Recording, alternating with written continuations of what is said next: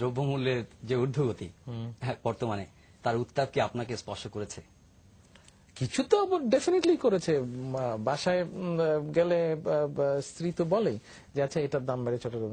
আচ্ছা আমি আপনাকে জিজ্ঞেস করি, তো আপনারা সবসময় আমাদেরকে জিজ্ঞেস করেন দ্রব্যমূল্য কেন, মানে জিনিসের দাম কেন বললো। আপনি একটু বলেন তো জিনিসের দাম কেন বললো? জিনিসের দাম বাড়ছে, নানা কারণ আছে। আপনি আপনি আপনি বলেন না। আচ্ছা একজন পলিটিশিয়ান হিসেবে আজকে আমি একজন সাংবাদিকের কাছে জানতে চাই, আপনি বলেন তো জিনিসের দাম কেন বাড়ছে?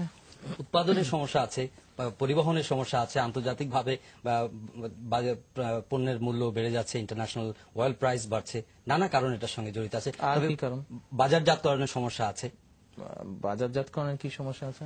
উৎপাদনের ক্ষেত্রে ধরেন আমি জানি না, I want to learn from you, I want to know from you. আপনি আমাকে বলেন যে কেন বাড়ছে। চালের, ধরেন চালের কেজি এখন যদি আমি ধরে নিই 19-20 টাকা, এভারেজ চালের কেজি 18 থেকে 20 টাকা যদি ধরে নিই আমি, এটাকে কেন 10 টাকা করা সম্ভব না? সম্ভব নয় কেন? আমি আপনার কাছে জানতে চাচ্ছি। সেটা আপনার বাজার ব্যবস্থার উপরে নির্ভর করছে, কি উৎপাদনের উপর নির্ভর করছে। কিন্তু 10 টাকা না, 10 টাকা ধরেন আপনার ইন্টারভিউ আমি নিচ্ছি, 10 টাকা কেজি কেন দেওয়া সম্ভব না? দেওয়া কি সম্ভব? সম্ভব নয়, কিন্তু সেটা কেন সম্ভব নয়? সম্ভব নয়, আমি তো মনে করি সম্ভব।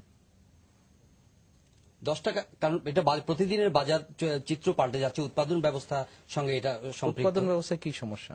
উৎপাদনে যদি আপনি প্রপারলি যদি সার, ডিজেল, বিদ্যুৎ সেগুলো যদি আপনি প্রপারলি সরবরাহ করতে না পারেন, সেক্ষেত্রে তো উৎপাদন হ্যাম্পার হতে পারে। উৎপাদন যদি হ্যাম্পার হয় তাহলে বাজারের দ্রব্যমূল্য তো স্বাভাবিকভাবে বাড়বে।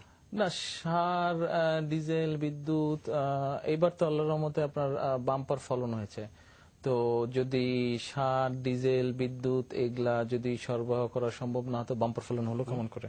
ক্রপ বেশি হয়েছে, লাস্ট ক্রপ সিজনে ক্রপ কিন্তু বেশি হয়েছে। এক্সপেক্টেড যেটা গ্রোথ ছিল বা এক্সপেকটেশন যেটা ছিল আল্লাহর রহমতে তার থেকে বেশি হয়েছে।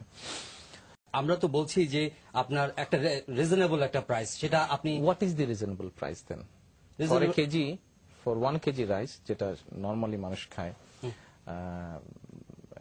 আপনার 28 বা 29 যেটা আছে, 28 বা 29 যেটা আছে চালে এরই, তো এটা ধরেন 10-12 টাকা কেজি যদি দিতে হয়, কি করা যায়, কেমন করে দেওয়া যায়? সেটা আপনার চিন্তা, কারণ আপনার দল ক্ষমতায়, আপনি সরকার, জনগণের দায়িত্ব পালন করছেন এবং জনগণের কমফোর্টের কি মুশকিল বুঝলাম। তো তো আপনার কাছ থেকে কি জানতে পারবো না? আপনার কাছ থেকে একটা জিনিস জানলে আমি গিয়ে আমার দলকে বলতে পারি, আমার দল ওটা নিয়ে চিন্তা করে, হতে পারে আপনি যদি বুদ্ধিটা বাতলে দিতে পারেন, এটা করলে দেশের মানুষ উপকৃত হবে। না, আমি তো রাজনীতিবিদ নই।